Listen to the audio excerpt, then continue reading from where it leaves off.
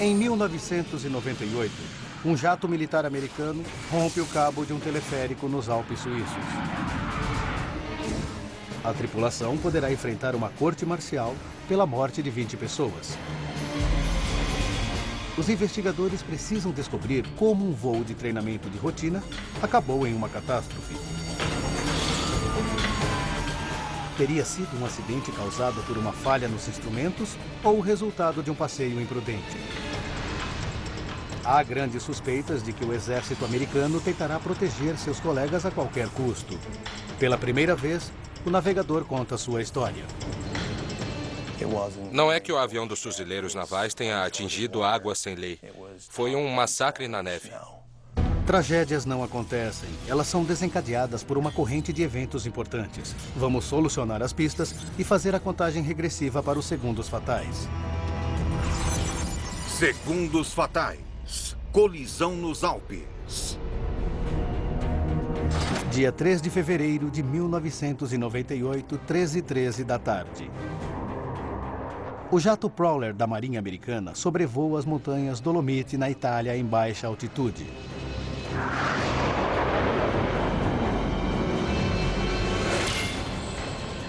A tripulação percebe na hora que atingiram um cabo. Sobe, sobe, sobe! O piloto toma uma atitude de emergência. Ele sobe depressa, no caso de os tripulantes precisarem ejetar.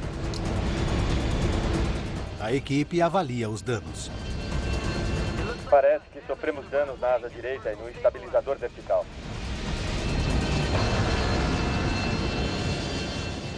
Para piorar, o combustível está vazando. O piloto sabe que o choque com um cabo pode causar a queda de um avião, e eles ainda estão a 90 quilômetros da base.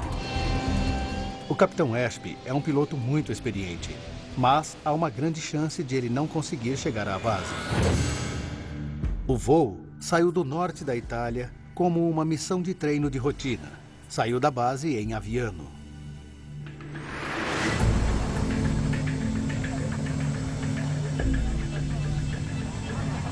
Hey, Schwartz.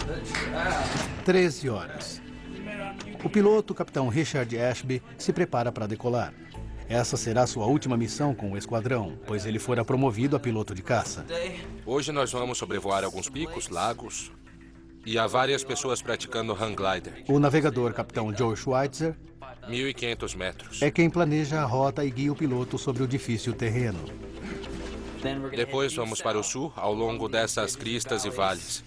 O Prowler é um jato com 4 assentos, e nos assentos de trás estão os capitães Rainey e Seagraves. Alguma pergunta? Não.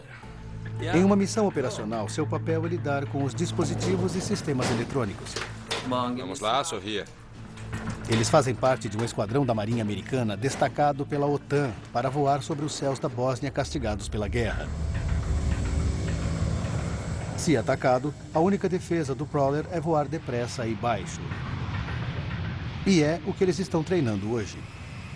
Eu adoro voar baixo porque é onde eu posso fazer o meu trabalho. Eu controlo uma parte do voo e adoro esse terreno. Eu gosto de fazer isso e imaginar onde estamos e fazer a coisa funcionar. 2h34. O Prowler EZ-01 se aproxima da pista. EZ-01 podem decolar.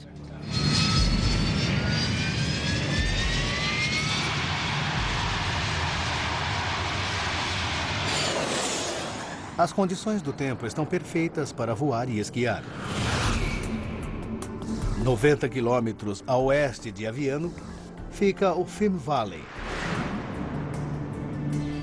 E no centro dele fica Cavallese, uma pequena cidade montanhosa que no inverno fica lotada com esquiadores. Ela é um destino popular em toda a Europa. 2h44 da tarde. O sol saiu. As condições são perfeitas e a montanha está cheia de turistas. 2h52 da tarde. O voo EZ-01 recebe ordens para não voar a menos de 305 metros acima do nível do solo.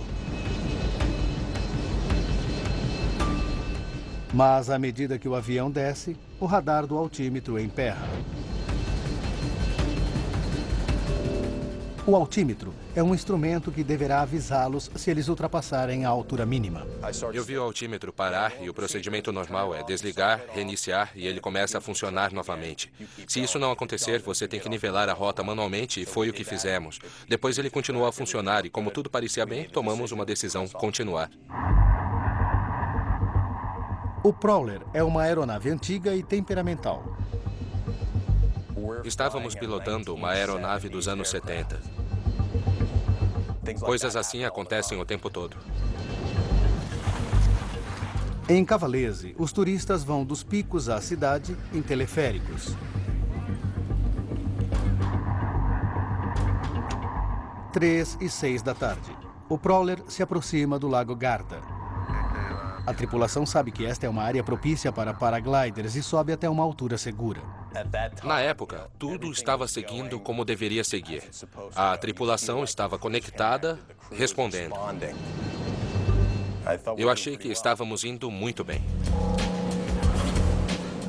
O teleférico de Cavalese funciona com 2 bondinhos. Um lota até seu limite de capacidade, 20 pessoas. Enquanto o outro fica somente com o operador preparando a viagem de volta.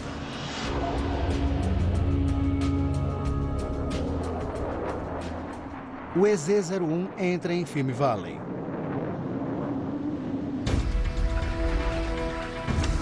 Três e 13 da tarde. O teleférico lotado está a mais de 100 metros do chão.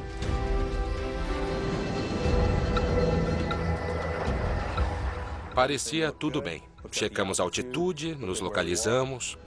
Eu sou o navegador e queria descobrir exatamente aonde no vale nós estávamos. Olhei para baixo e tinha um lago e eu fiquei alguns segundos olhando para ele. Depois olhei para cima e de repente vi um cabo na minha frente. O jato atinge o cabo a mais de 870 km por hora. A colisão rompe o cabo de 6 centímetros de espessura. O som do jato atingido reverbera através do vale.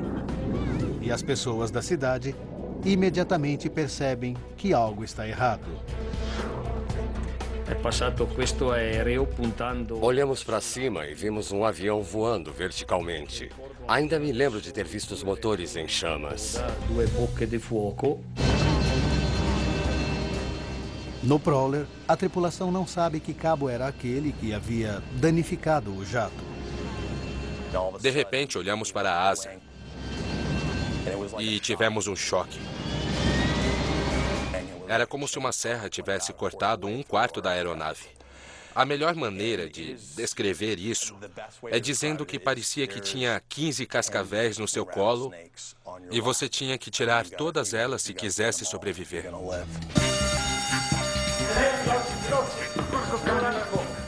Em Cavalese, os bombeiros entram em ação.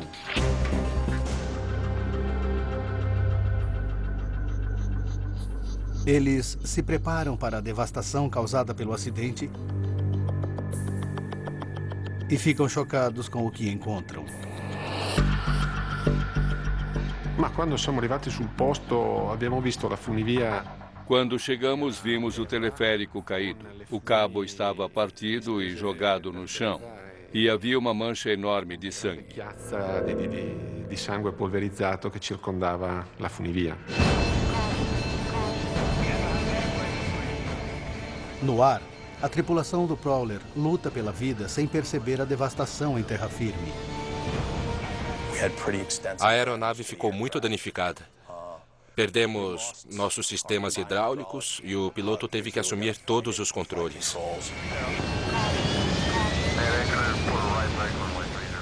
Os danos deixam o avião numa situação de grave perigo.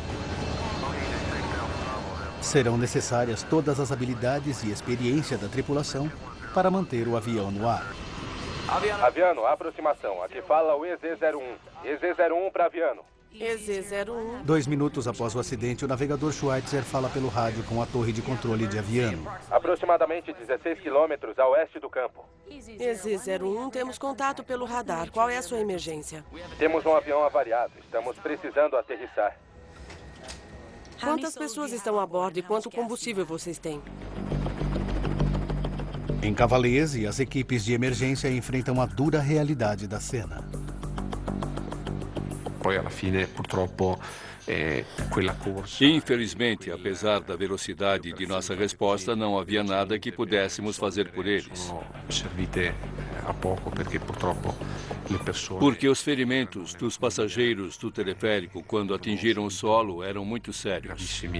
Gravissime lesioni causa proprio l'impatto forte sul terreno. Não há sobreviventes entre os destroços. O Prowler ainda está a 10 quilômetros da base e o medidor de combustível está baixando rapidamente. O combustível é a vida do avião. Se você perde combustível, o sistema hidráulico não funciona. Os sistemas hidráulicos alimentam os controles de voo do jato e seu trem de pouso. A tripulação não tem como saber se conseguirá levar o avião de volta à base. A aeronave danificada quase não consegue mais voar e a tripulação sabe que as chances estão contra eles. Nós fizemos literalmente tudo o que podíamos para fazer aquele avião voltar a funcionar. À medida que o Prowler se aproxima da base, a tripulação não consegue dizer se seu trem de pouso está funcionando.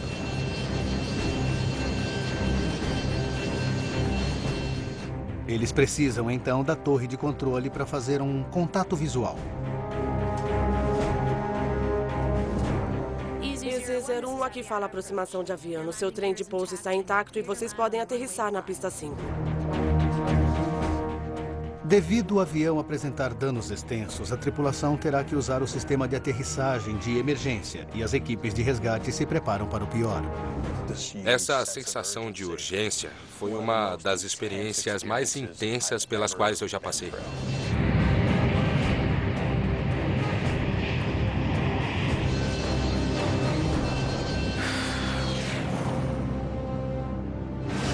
Eu estava vivo. Eu estava feliz por estar vivo. Tínhamos conseguido fazer o avião aterrissar. Quando saímos do avião, a equipe da Força Aérea, o Corpo de Bombeiros e a equipe de resgate chegaram e perguntaram o que aconteceu. A tripulação sabe que danificar um avião tão caro é algo grave. Mas a situação ainda iria piorar. Nosso comandante chegou e disse: "Não sei como dizer isso a vocês, mas vocês atingiram o cabo do bondinho do teleférico e 14 pessoas morreram." Eu diria que este foi, provavelmente, o momento mais terrível da minha vida. Essa é a melhor maneira de descrevê-lo. Aquela notícia acabou comigo.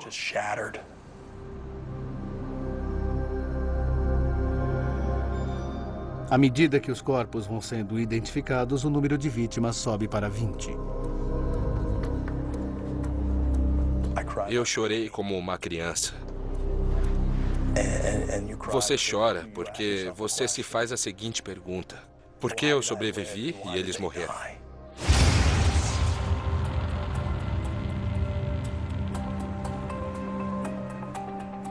Na manhã seguinte, o acidente se torna um grave incidente internacional. As 20 vítimas são de 6 países diferentes. Haverá um inquérito policial militar.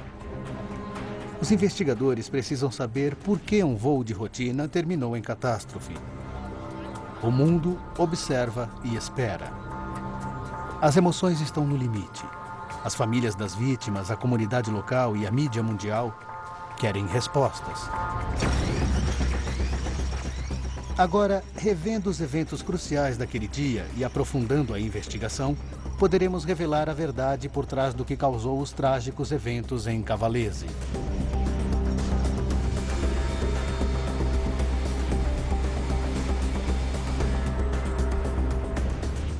Um incidente envolvendo os fuzileiros navais americanos está sob a jurisdição do Serviço de Investigação Criminal Naval.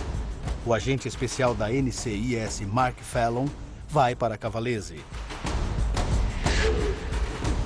Ele quer começar com as evidências físicas do jato danificado, mas a revolta da comunidade local ameaça atrapalhar sua investigação. Estávamos preocupados com a segurança da tripulação. Estava havendo protestos contra os Estados Unidos na época, com carros sofrendo a ação de vândalos. Acredito que alguns carros foram explodidos na época. A segurança, então, dos cidadãos americanos e dos membros do serviço americano na área, principalmente da tripulação, era o mais importante. O incidente está em todos os jornais. A mídia estava esmagando a gente. Uma das palavras de que me lembro dizia joke, que significa brincadeira, quer dizer que achavam que estávamos brincando. Não é que o avião dos fuzileiros navais tenha atingido águas sem lei. Foi um massacre na neve. Espalha-se a suspeita de que a tripulação fora descuidada e que o exército americano ia tentar abafar o incidente. Na época, o sentimento, o clima era de que os Estados Unidos iam tentar abafar a investigação e que eles não iam responsabilizar os fuzileiros. A suspeita apenas aumenta quando o comandante supremo americano, na Europa, toma a surpreendente e inédita decisão. Ele tira a investigação das mãos da NCIS e passa para os fuzileiros navais. O general dos fuzileiros navais, o general Mike DeLong, ficou sendo, então, o responsável pelo comando do Conselho de Investigação do incidente. Os fuzileiros navais agora são os responsáveis pela investigação, mas eles ainda precisam de profissionais como os da NCIS, como Mark Fallon.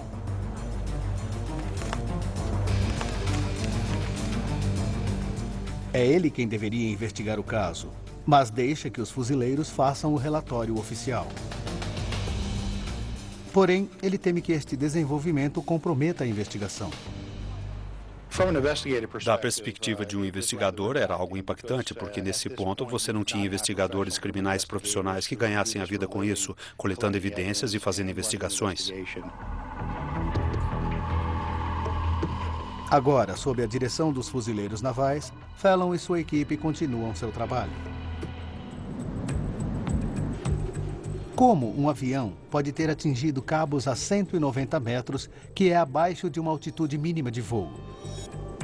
Havia alguma coisa errada com o jato que pudesse explicar por que ele estava tão baixo?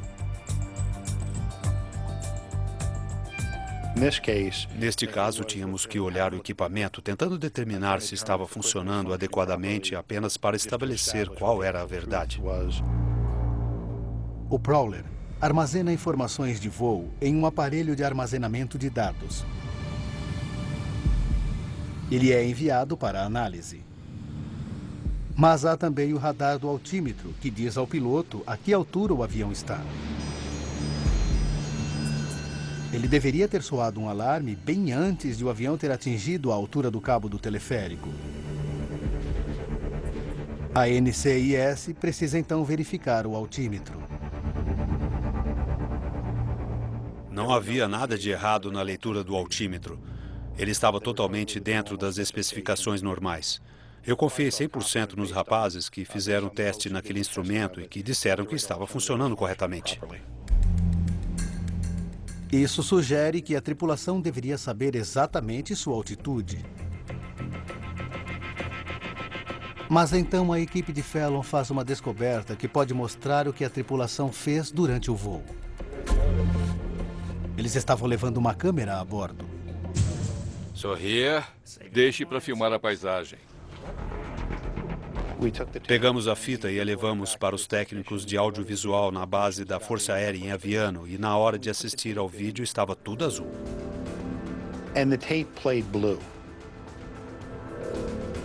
Ou a fita está vazia, ou foi apagada.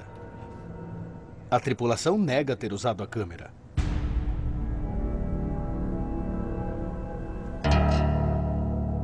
Mas a equipe de Fallon descobre um pedaço minúsculo de celofane. Esse celofane contradiz a história da tripulação.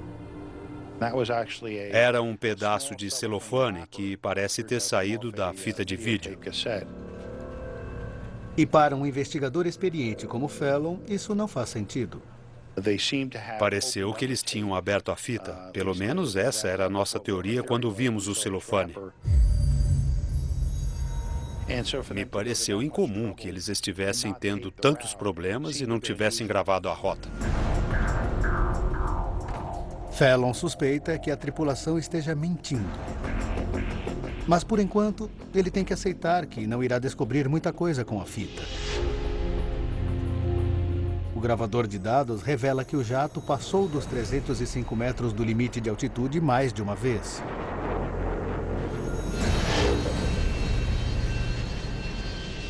Também mostra que o capitão Ashby excedeu os 830 km por hora da velocidade limite.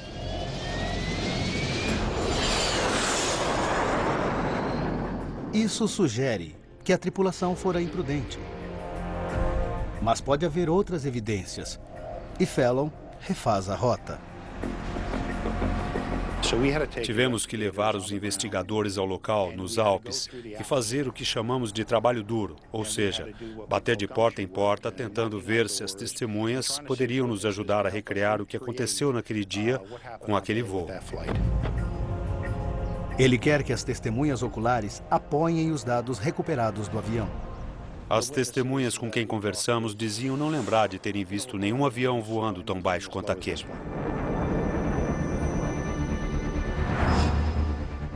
Os dados do voo e os relatos das testemunhas parecem sugerir que o jato voou abaixo de sua altitude mínima e além do limite de velocidade. Essa tripulação e o capitão Ashby tentaram pilotar o jato o mais depressa possível e o mais baixo possível. Infelizmente, houve algumas consequências catastróficas. As evidências até agora fazem a tripulação parecer imprudente, mas isso não é o fim da linha. As descobertas de Fallon são entregues aos fuzileiros navais e poderão ajudar a formar a base para quaisquer acusações criminosas. Como é comum em acidentes com fuzileiros navais, o coronel Thomas Blickenderfer dá início a uma investigação interna. Foi uma investigação privilegiada. Os pilotos falaram abertamente, fizeram afirmações e tudo isso aconteceu dentro do Departamento da Administração de Segurança. O que significa que o que quer que eles tenham dito e feito não poderia ser usado contra eles em nenhum tribunal. Uma investigação como esta deveria ficar somente sob o conhecimento da Marinha. Mas a situação agora está se transformando num incidente diplomático internacional e chega à Casa Branca. I told the Prime Minister of Italy, and I'll tell you, I will do everything I can to find out exactly what happened and take appropriate action and to satisfy the people of Italy that we have done the right thing. O presidente Clinton ligou para o primeiro-ministro italiano naquela manhã, logo cedo, dando seus pêsames. O primeiro-ministro italiano deu a entender que talvez os americanos simplesmente não pudessem mais operar no país dele. A perda da base aérea italiana teria sérias consequências para a OTAN. O caso da tripulação precisa ceder às exigências estratégicas dos Estados Unidos na Europa. O relatório tem que deixar de ser secreto. O comandante-geral nos disse que eles não iriam fazer uma investigação porque não queriam ser vistos como pessoas que têm informações, mas que não querem dividi-las com a mídia, nem com a administração italiana. O relatório combinará as descobertas da NCIS e dos fuzileiros. E o mais importante, será de domínio público e decidirá o destino da tripulação do voo EZ-01.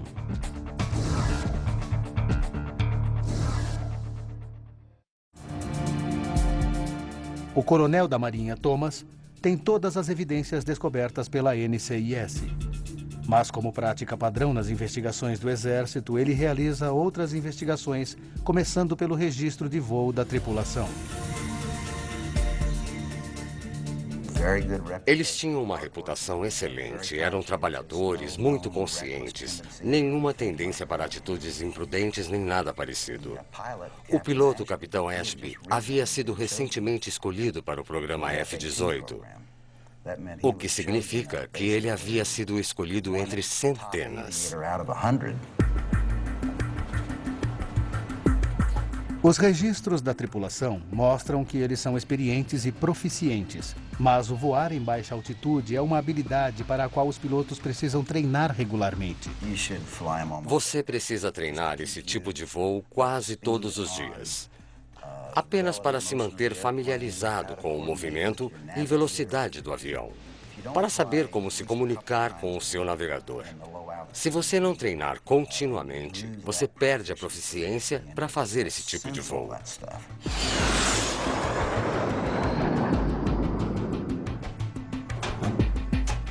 Cortes no orçamento significam que as tripulações estão tendo cada vez menos horas treino de voo. Apesar de ser um dos pilotos de elite da Marinha, o Capitão Ashby não fazia esse tipo de voo há 6 meses. O Coronel Thomas está começando a ver que o acidente pode não ter sido apenas um simples erro individual de um piloto. Sua atenção agora se volta para o plano de voo da equipe, especificamente para seus mapas. Olhamos os mapas e... o cabo do teleférico não estava ali. Mas essa região é mundialmente famosa por seus resorts para esqui. Observamos um mapa italiano da mesma escala. E era impossível colocar o dedo nele sem cobrir um cabo de teleférico. Eles estavam em todas as áreas onde havia esqui. Este era, então, um grande problema. O Coronel Thomas precisa descobrir por que os cabos não estavam nos mapas da tripulação. Ligamos para a agência de mapeamento e imagens e, claro, eles ficaram muito surpresos. Eles disseram que as informações sobre aqueles cabos haviam sido tirados de seu banco de dados sem que eles soubessem. Este erro não foi da tripulação. O Coronel Thomas faz outra descoberta. As tripulações não tinham sido orientadas de forma adequada sobre o regulamento de voos em baixa altitude. Pouco antes do voo do EZ-01, o AGL mínimo, ou nível de altitude mínimo acima do solo, havia sido aumentado. O general da Força Aérea disse que a altitude mínima fora mudada para 610 metros há 3 ou 4 meses. O esquadrão é interrogado. Todos, menos um, estão cientes da nova regra de 610 metros. O Coronel Thomas e a equipe da Marinha reúnem todas as evidências para o relatório. A investigação do agente Fallon, da NCIS, aponta para negligência.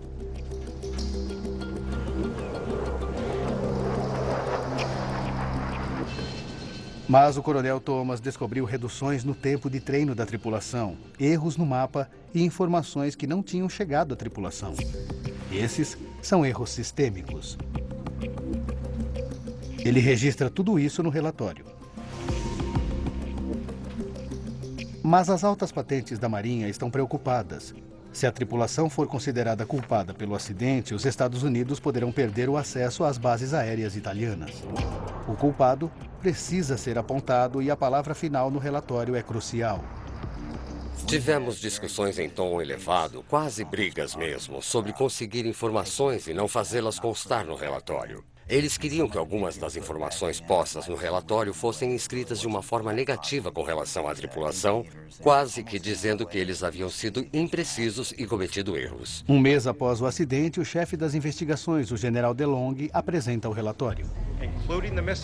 A tripulação voou bem abaixo dos 300 metros, a altitude limite, e excedeu a velocidade máxima em 100 nós. Concluímos que o choque contra o cabo Não foi um erro de cálculo. O destino da tripulação será decidido no tribunal. Mas em seu discurso, DeLong não deixou dúvidas sobre a visão apresentada pelos fuzileiros navais. O comandante foi descuidado ao tomar aquela decisão, mas muitas pessoas acharam que ele fez a coisa certa, tentando salvar seus direitos de base na Itália. Eu comecei a deixar de me sentir parte dos fuzileiros e nosso grupo foi chamado de colônia de leprosos, porque estávamos sendo excluídos. A situação para a tripulação não parece boa. Eles são repatriados para os Estados Unidos para enfrentar a corte marcial. À frente do processo está o ex-piloto da Marinha, o tenente-coronel Couch. As acusações eram de homicídio doloso. Basicamente, a morte das 20 pessoas, como resultado de sua atitude imprudente e libertina. Eles também foram acusados de arriscar a aeronave. Se forem considerados culpados, os tripulantes pegarão 20 anos de prisão por cada homem, mulher e criança morta no teleférico de Cavalese. Joe Schweitzer enfrenta a possibilidade de viver o resto da vida atrás das grades e sabe que está sozinho. Eu sabia que ninguém ia me ajudar e que eu teria que agir da maneira certa. Nós, fuzileiros navais, levamos nossa missão, nosso objetivo a sério. E minha missão era a verdade. Schweitzer se sente abandonado pelos fuzileiros. Os fuzileiros navais trabalham muito para treinar seus pilotos. Depositamos uma grande e especial confiança neles para que pilotem seus aviões dentro do regulamento. Os fuzileiros navais cumprem sua responsabilidade. Os advogados de acusação estão convencidos de que os tripulantes são responsáveis. Mas eles acham que a maior culpa está nos ombros do piloto e do navegador.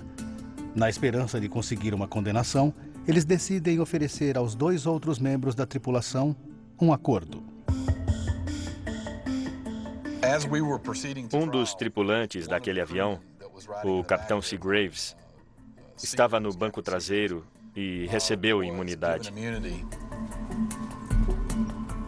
Em troca da imunidade da acusação, Seagraves e Rainey terão de oferecer declarações verdadeiras. Eles sugerem que os outros membros da tripulação estavam agindo de maneira estranha depois da aterrissagem de emergência. O testemunho dos 2 outros tripulantes que estavam no assento traseiro foi de que ele e seu colega atrás saíram imediatamente do avião, deram a volta e olharam para trás e viram Ashby e Schweitzer ainda na cabine. O testemunho de Rainey e Seagraves de que Ashby e Schweitzer não saíram do avião é chocante. E isso porque as equipes são treinadas para evacuar imediatamente depois de uma aterrissagem de emergência. Quando interrogado, Schweitzer faz uma chocante admissão. Eu não pensei 2 vezes. Olhei a câmera de vídeo e pensei, vamos pegar a fita.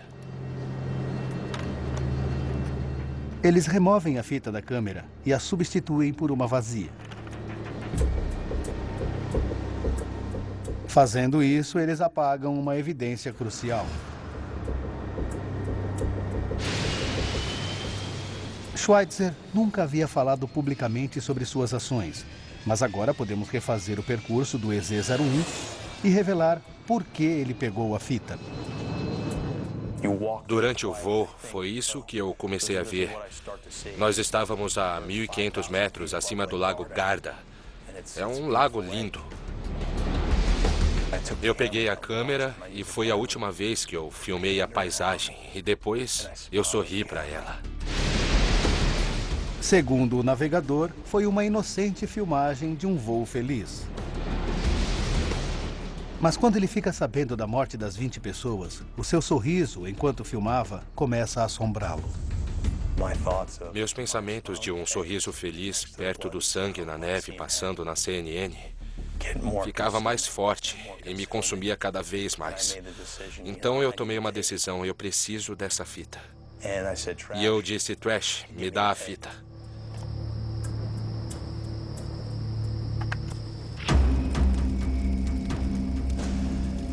E no dia seguinte, eu destruí a fita. Schweitzer se certifica de que as imagens de seu sorriso nunca sejam vistas. Mas para Couch, as evidências do que aconteceu durante o voo EZ-01 haviam se perdido para sempre. Eu pensava, se não há nada de errado com o modo como aquele avião foi pilotado, por que então o capitão Schweitzer queimou a fita?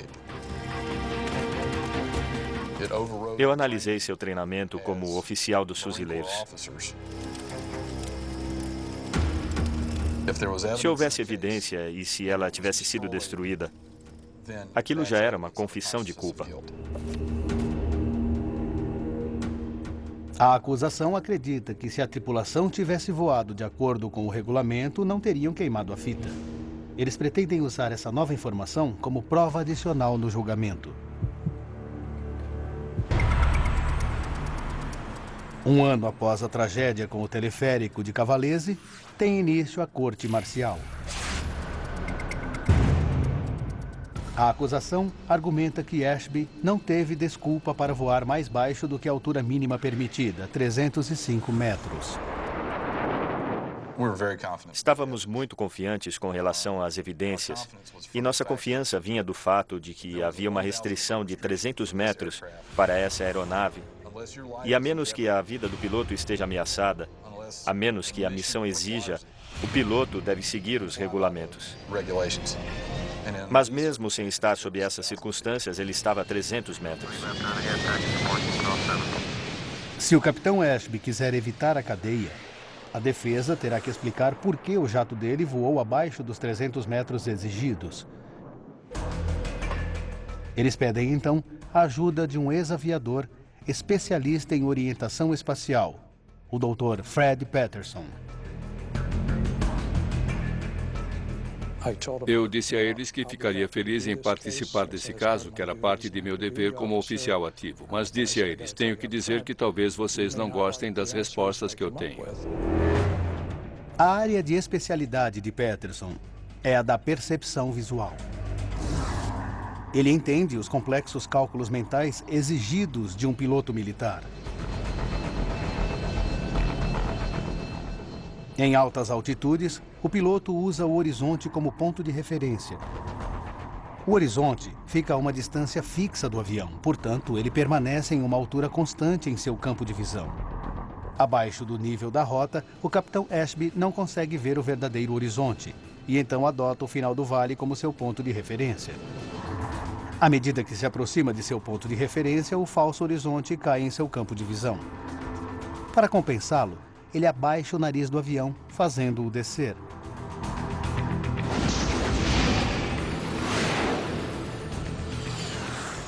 Essa é uma reação instintiva e começa a fornecer uma explicação sobre o comportamento do piloto. O piloto ultrapassa a linha da cadeia de montanhas e estabelece seu quadro de visão do horizonte. Para fazer o que precisa ser feito em cerca de 1 grau com o nariz para baixo da altitude, ele repete essa ação várias vezes sem ter consciência do que está fazendo. O altímetro deveria ter avisado a tripulação sobre sua descida, mas ele já tinha emperrado uma vez antes. Uma falha intermitente no altímetro pode explicar por que a tripulação do EZ-01 estava sobrevoando o Film Valley em baixa altitude, mas não porque eles atingiram um cabo do qual deveriam ter desviado.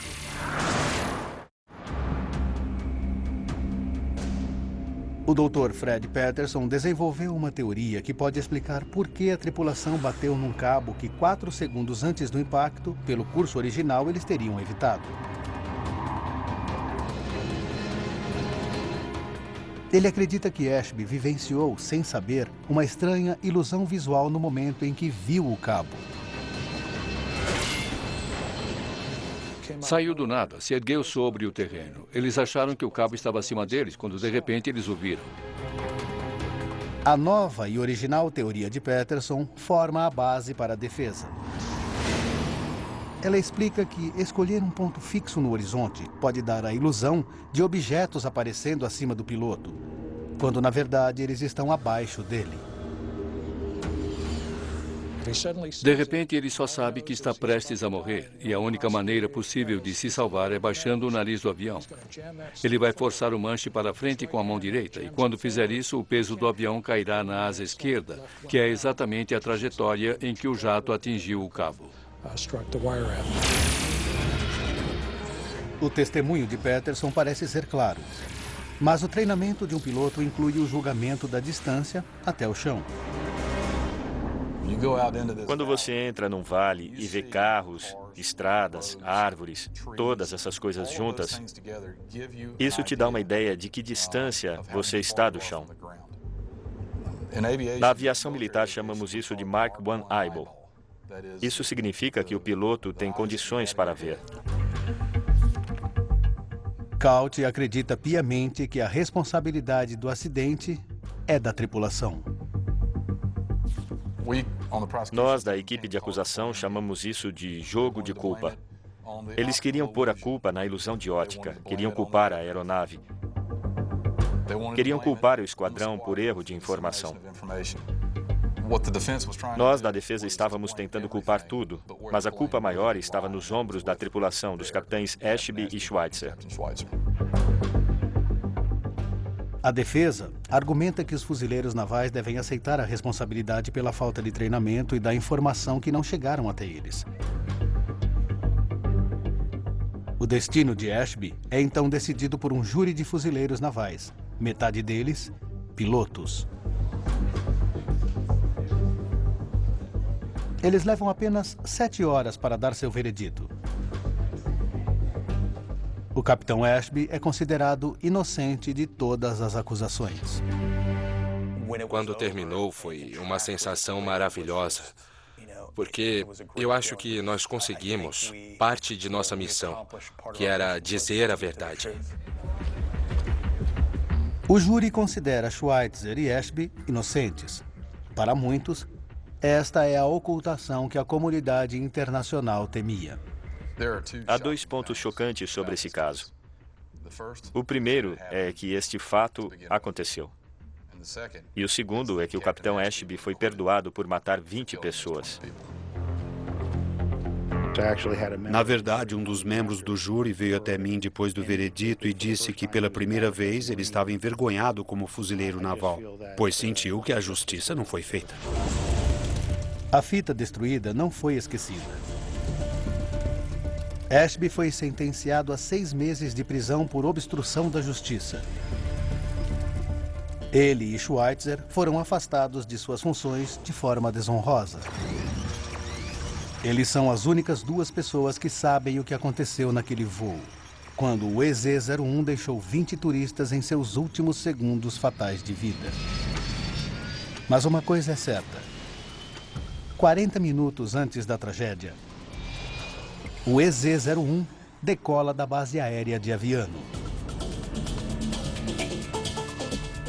O resort de esqui de Cavalese está lotado.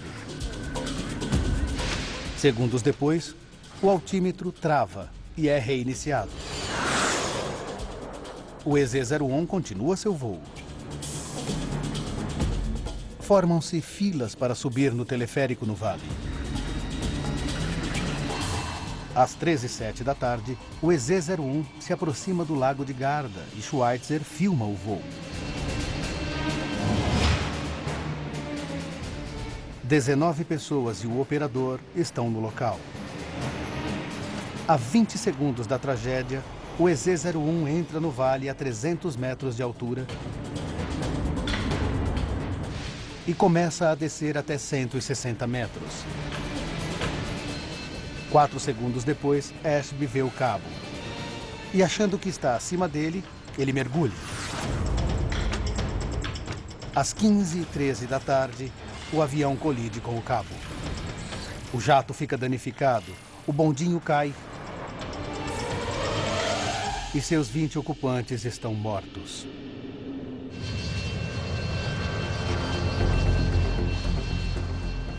Aviano ainda é base da OTAN, mas os fuzileiros não estão mais lá. E até agora, ninguém foi legalmente responsabilizado pela tragédia. Versão Marshmallow São Paulo.